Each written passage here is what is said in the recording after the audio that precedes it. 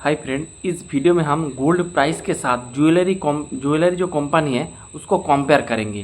तो अगर आप सबको पता है कि गोल्ड का जो प्राइस है वो ऑलमोस्ट 1,80,000 में पहुंच गया था। अब वो धीरे धीरे गिर रहा है। अगर आप करंट सिचुएशन में देखेंगे तो गोल्ड का जो प्राइस है वो ऑलमोस्ट 1,40,000 के आसपास है अभी जो करंट सिचुएशन में। तो गोल्ड का जो प्राइस है ऑलमोस्ट 30 से 40% गोल्ड का प्राइस घट चुका है। तो ये आप सिचुएशन है। तो इस सिचुएशन में यानी गोल्ड का प्राइसिंग जो कम हो रहा है, इस सिचुएशन में जो ज्वेलरी जो कंपनी है उसको क्या बेनिफिट मिलेगा, तो यही हम इस वीडियो में डिस्कस करेंगे। अगर आप ज्वेलरी बिजनेस को देखेंगे तो जो ज्वेलरी कंपनी वो दो तरह का होता है। एक होता है आपका जो B2B वाला बिजनेस और एक होता है B2C वाला बिजनेस। B2B वाले बिजनेस में जो गोल्ड जो मैन्युफैक्चरिंग करते हैं और अपने जो B2C प्लेयर को देते हैं, जैसे आपका कल्याण, टाइटन, आपका PN Gadgil, सेनको, Malabar, Joy Lucas, थंगामाई, इस तरह का कंपनी को अपना ज्वेलरी को बेचते हैं। इससे ये लोग अपना एक रेवेन्यू इनकम करते हैं। और दूसरा होता है आपका B2C वाला, यानी जो जैसे कल्याण, टाइटन, इस तरह का जो कंपनी है वो डायरेक्ट रिटेलर को, डायरेक्ट अपना कस्टमर को सेल करते। ये हो गया आपका B2C वाले सेगमेंट। तो इस वीडियो में हम दोनों बिजनेस के बारे में ही थोड़ा बहुत और डिस्कस करेंगे और इसमें कौन प्लेयर बेटर कर रहा है और कौन प्लेयर और भी अच्छा कर सकते हैं वो भी हम डिस्कस करेंगे। तो जब गोल्ड का प्राइस बढ़ते हैं तो लोग क्या करते हैं, गोल्ड का परचेस कम कर देते हैं। यानी जिसको अभी खरीदना है उसको तो खरीदना पड़ेगा ही, लेकिन क्या होंगे जिसको उतना दरकार नहीं है ज्वेलरी का, 2-4 महीना बाद भी खरीदेंगे तभी चल जाएंगे, तो वो लोग अपना थोड़ा साइड लाइन में बैठ जाते हैं। लेकिन जब गोल्ड का प्राइस घटते हैं तब वो लोग जल्दी से अपना गोल्ड खरीद लेते हैं। तो मेरे को लगता है जो अभी जो करंट सिचुएशन में जो साइड लाइन में जो बैठा था, जो कस्टमर साइड लाइन में बैठा था, वो अब गोल्ड खरीदना स्टार्ट कर देंगे, क्योंकि गोल्ड का प्राइस मोटा मोटी एक डाउन हो चुका है। तो ये एक बात है। और उसके साथ और एक सिनेरियो हम बताएंगे।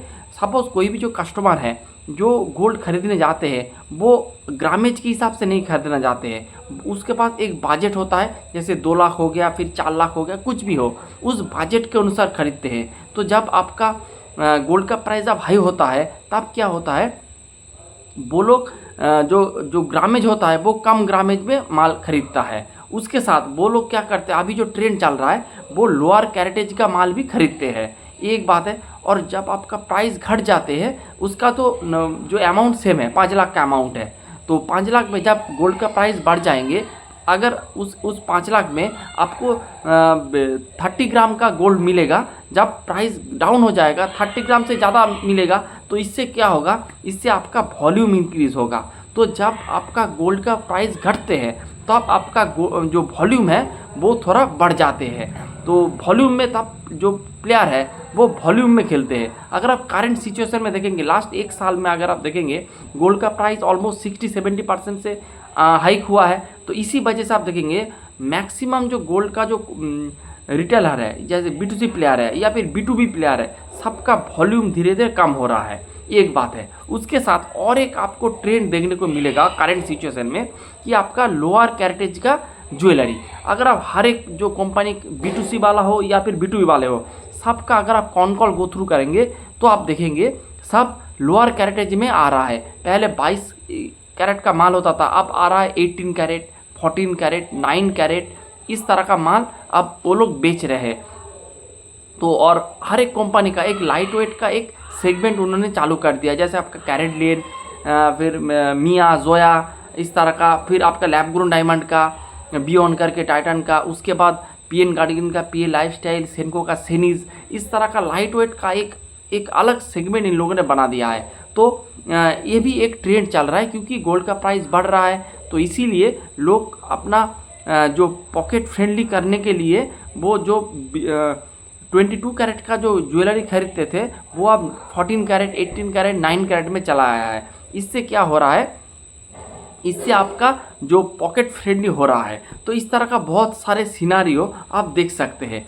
लेकिन अब अगर तो जब B2C वाले सेगमेंट में आएंगे तो B2C वाले सेगमेंट में भी वॉल्यूम का इंक्रीज़ होगा और B2B वाले सेगमेंट में भी वॉल्यूम का इंक्रीज़ होएगा, क्योंकि गोल्ड का प्राइस अभी घट रहा है और उसके साथ जो साइड लाइन में बैठा था वो अभी गोल्ड खरीदने मार्केट में आ जाएगा। तो इससे क्या होगा, जो गोल्ड जो B2C या फिर B2B वाले कंपनी को जो आपका जो डिमांड होगा वो डिमांड बढ़ेगा। मेरे को लगता है जो गोल्ड का सेगमेंट में डिमांड बढ़ेगा। और एक बात है, उसके साथ और एक बात है कि अब क्या हो रहा है, जो ऑयल का प्राइस घट रहा है, फिर आपका जो इंपोर्ट जो आप जो ज़्यादा से ज़्यादा इंपोर्ट कर रहे थे तो आपको ज़्यादा से ज़्यादा डॉलर खर्च हो रहा था, उसके साथ आपका रूपी भी बहुत वीक हो गया था। अभी अगर आप देखेंगे जो रूपी ऑलमोस्ट 98 में चला गया था, 98 99 पे चला गया था, वो गिर के अभी आ चुका है 94 95 में। ये हमारे जो इंडिया के लिए बहुत अच्छे है। उसके साथ आपका जो क्रूड का प्राइस जो 120 130 में चला गया था, मैं ब्रेंट क्रूड का बात कर रहा हूँ, वो अभी मोटा मोटी 73 में आ चुका है।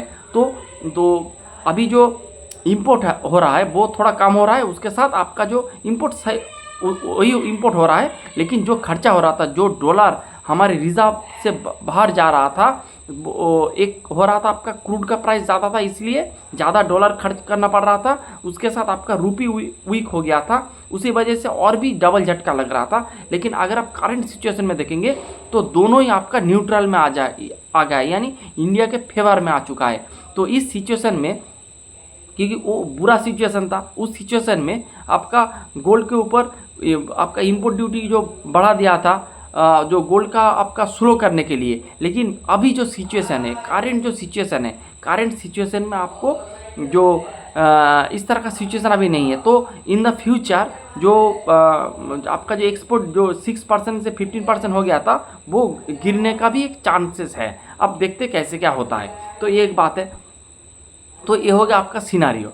तो मेरे हिसाब से अभी जो गोल्ड ज्वेलरी जो कंपनी है वो बहुत ही पॉजिटिव है। इसके बाद Q1 का जब रिजल्ट आएगा तब मैनेजमेंट से आपको पूछना पड़ेगा क्या सिचुएशन है, आपका डिमांड वगैरह क्या है, इस तरह का क्वेश्चन मैनेजमेंट के पूछना पड़ेगा और उससे आंसर लेके आपको एक थोड़ा जो कॉन्विक्शन है वो और भी क्लियर हो जाएगा।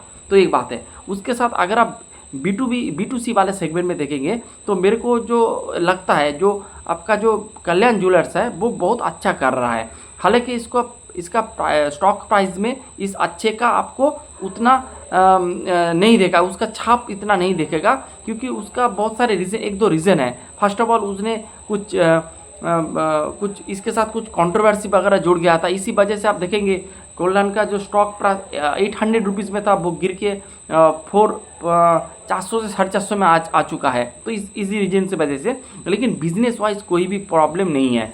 बहुत अच्छे लेवल से ये लोग अपना बिजनेस कर रहा है, अपना रीजनल ब्रांड ओपन कर रहा है। आपका लोअर कैरेटेज के लिए ये लोग अपना एक लाइट वेट का एक वर्जन भी इसके पास है।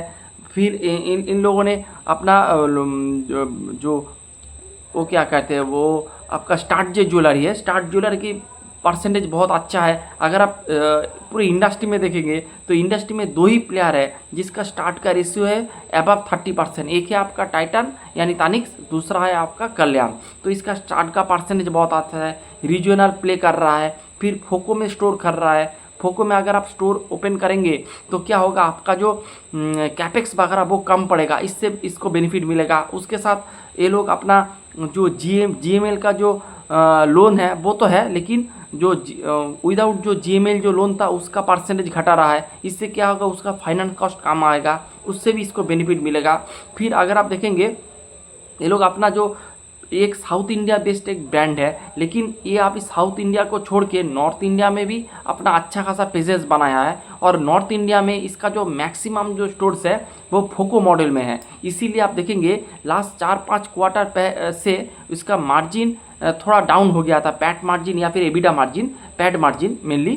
तो लेकिन अगर आप लास्ट 2-3 क्वार्टर में देखेंगे तो इसका जो पैट का जो मार्जिन है वो जो पीछे का यानी फ्यूचर पास्ट का जो मार्जिन था ऑलमोस्ट 4% में अभी आ चुका है। ये भी एक बहुत पॉजिटिव बात है। तो मेरे को लगता है उसके साथ इन्होंने माई कल्याण करके जो टायर 3 टायर 4 सिटीज़ में ये लोग अपना स्टोर वगैरह ओपन करते हैं, इनमें ये लोग ज्वेलरी वगैरह सेल नहीं करते हैं। इसमें ये लोग क्या करते हैं, जो जो अपना जो इसके पास बहुत सारे एम्प्लॉय होते हैं जो आपका कस्टमर को लेके आते हैं। इससे ये लोग अपना जो पब्लिक के साथ एक बॉन्डिंग वगैरह तैयार करते हैं, इससे भी इसको और एडवांस गोल्ड का बिजनेस करते हैं। अगर आप इसका टोटल इन्वेंट्री देखेंगे तो टोटल इन्वेंट्री का ऑलमोस्ट 1/4 इसका जो है वो इसका एडवांस गोल्ड का है, यानी जो कस्टमर अपफ्रंट पे कर देते हैं, फिर एक स्कीम वगैरह चलता है कुछ, आप 11 महीने अगर आप अपना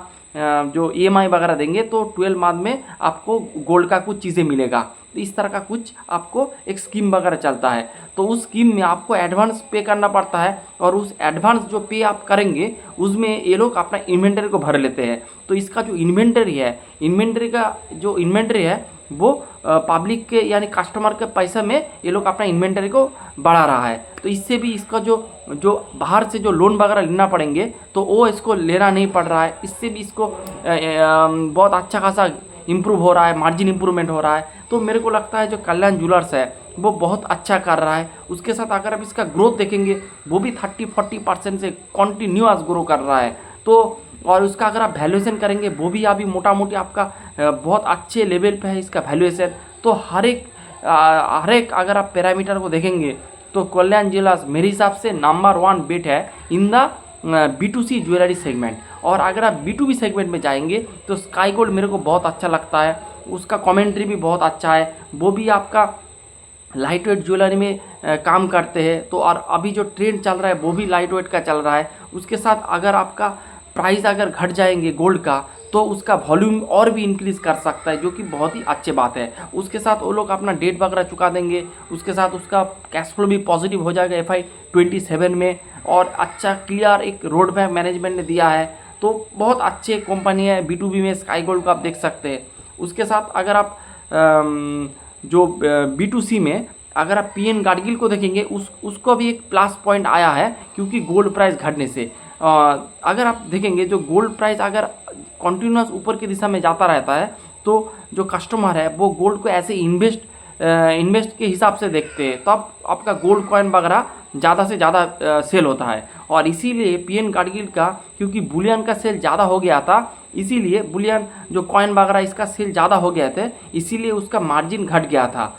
और आपका जो कॉइन वगैरह जो सेल होते हैं उनमें आपको मार्जिन एकदम ना के बराबर मिलता है। इसीलिए PN गाडगिल का अगर आप मार्जिन देखेंगे Q4 ऑफ FY 26 में मार्जिन घट गया था। इसका मेन रीज़न था इन लोगों ने ज़्यादा अपना गोल्ड का कॉइन बेच दिया था, जो आपका लो मार्जिन वाला एक सेगमेंट था। लेकिन जब गोल्ड का प्राइस घटेंगे तब कोई भी कस्टमर आपका गोल्ड को एज ए इन्वेस्ट के हिसाब से नहीं लेंगे, तो अपना गोल्ड कॉइन भी या फिर गोल्ड बार ये लोग नहीं खरीदेंगे। तो इसका जो उस गोल्ड बार बुलियन वाला जो सेल्स है वो घट जाएगा। इससे क्या होगा, इससे इसका मार्जिन भी इम्प्रूव होगा। तो आप इस गोल्ड का प्राइस जब घट रहा है इस सिचुएशन में आपको PN गाडगिल ज्वेलर्स का वो देखना पड़ेगा। मेरे को लगता है इस जो गोल्ड का डाउनफॉल वाले सिचुएशन में टाइम फ्रेम में PN गाडगिल भी बहुत अच्छा कर सकता है। तो यही मोटा मोटी वीडियो मेरे हिसाब से आपको ज्वेलरी सेगमेंट को देखना चाहिए। B2B या फिर B2C वो दोनों सेगमेंट अच्छा कर सकता है इन द फ्यूचर। Q1 में क्या करेंगे ये मेरे को पता नहीं, लेकिन इन द फ्यूचर जो गोल्ड का प्राइस अगर नीचे जाएगा तो ज्वेलरी कंपनी बहुत अच्छा कर सकता है। तो यही था आज का वीडियो, कोई रिकमेंडेशन नहीं है। Thanks for watching the video.